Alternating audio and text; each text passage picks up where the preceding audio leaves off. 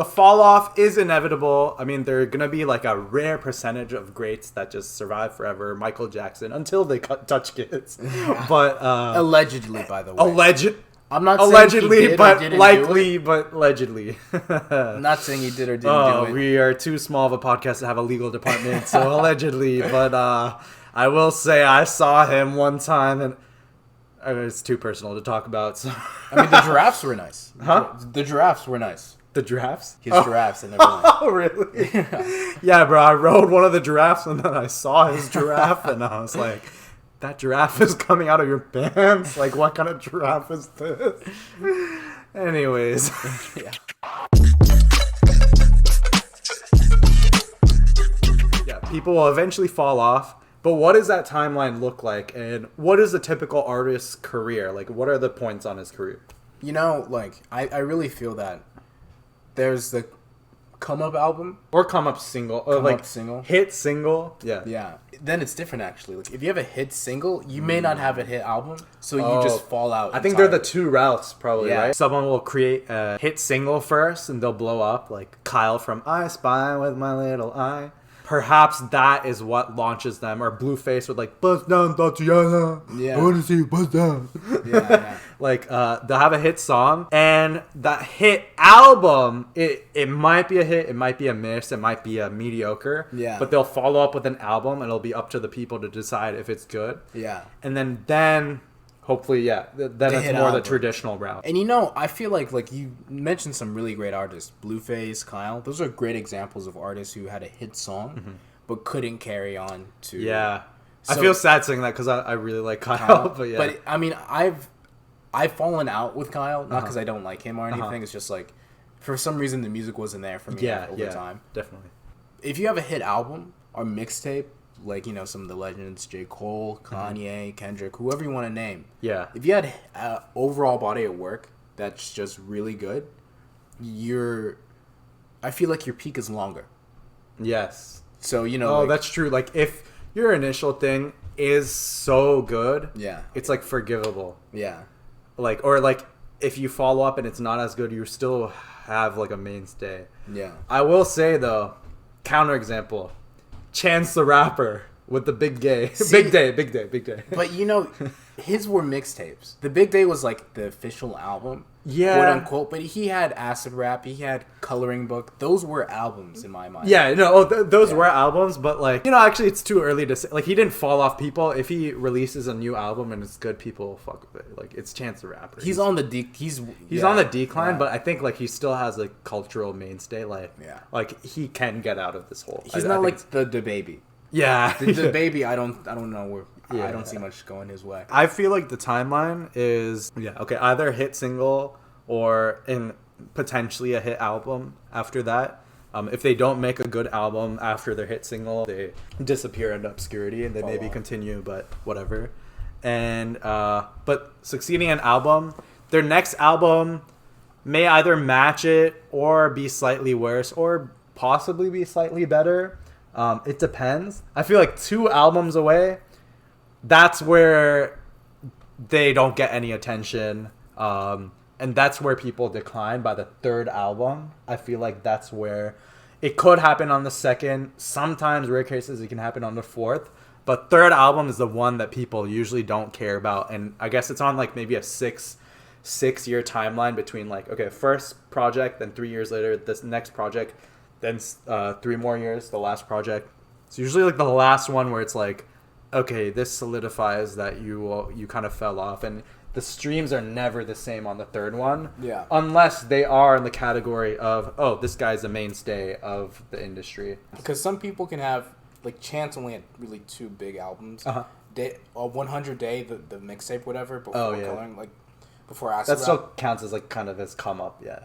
Yeah, maybe, but it wasn't nearly as big as Acid Rap. Oh, not at all, not at all, yeah. So, like... 10 Day would be considered, like, pre-blow up. So with Chance, I would say he had 2 quote-unquote albums, not really. Yeah.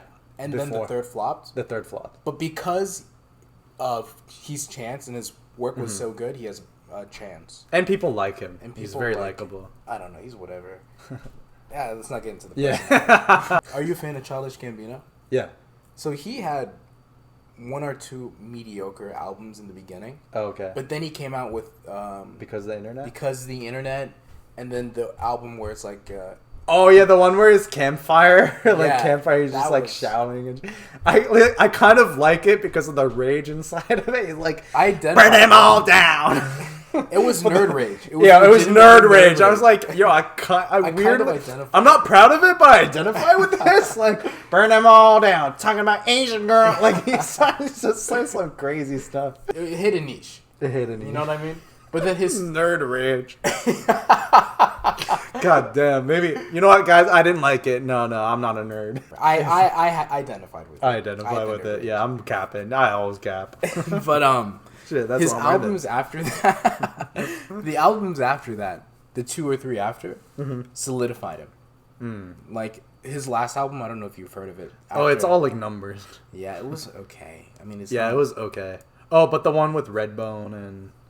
Me and Your Mother. Awaken Your Love or something. Awaken My Love, yeah. That was pretty good. That one was solid. It was very artistic. If you have legs to stand on, like a tripod, or at least 2 legs, you're going to have a chance, at least be remembered. Blueface, no one's really going to, like, give him 10 years and he'll be an afterthought. No, even currently, like, he's fallen off. He's just that girl who dates Christian Rock. And like, gets abused / abuses / I can't believe... I don't know. I don't want to know.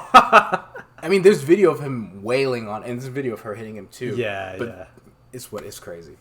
Maybe Chris Brown came back.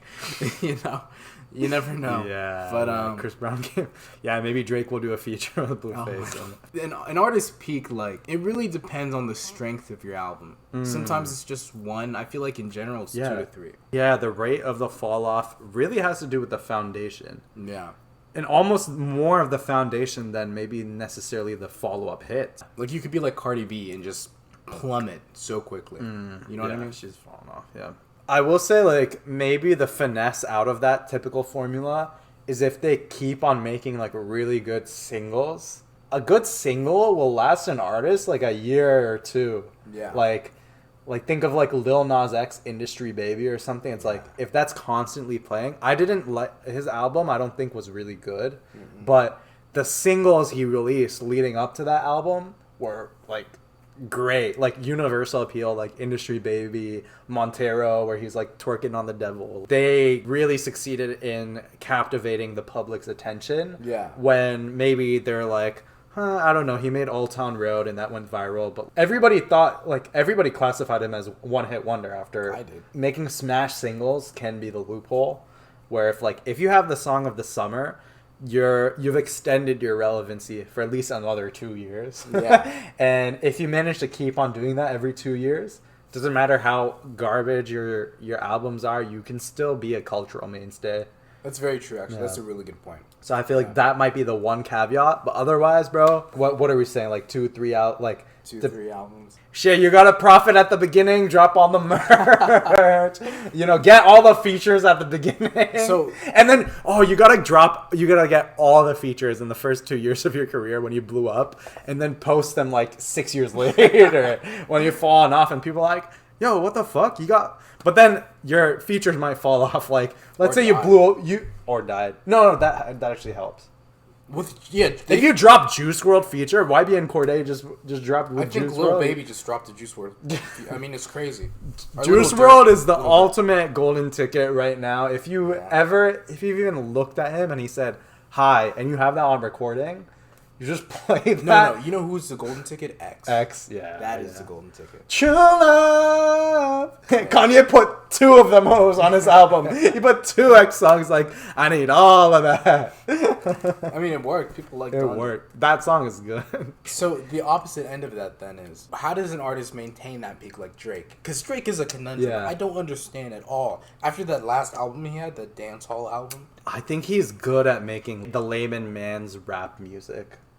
I think that's what he's become an expert in. Like, he's become the average person's idea of rap, and he's embodied that. And once you've become that, you can compound on that and become that even more. That's why it's like his rap doesn't hit the same as normal rap for people who, like, really love to listen to rap. But the average person will be like, oh, this is a good rapper. This, like, I hear him. That's facts, actually. Yeah. Like the McDonald's of rap, like Yeah. you were saying earlier. Exactly. It's the average person's impression of what a rapper is. Keep making music. Make sure you don't fall off. If you fall off, just make sure you recorded a lot of songs with people you think might die in a few years and might become famous, so that you can maybe drop some singles and maybe become famous yourself after they die, because you can't currently. But honestly, if you're thinking that way, you should probably just give up now. Yeah, I mean, if you're feeling sad, come visit us on the podcast, and then, you know. Oh, wow. Okay. All right, we're gonna end on that. We're gonna keep that kind of suspicious, kind of veiled. Hope you enjoyed the podcast. Peace. Bye.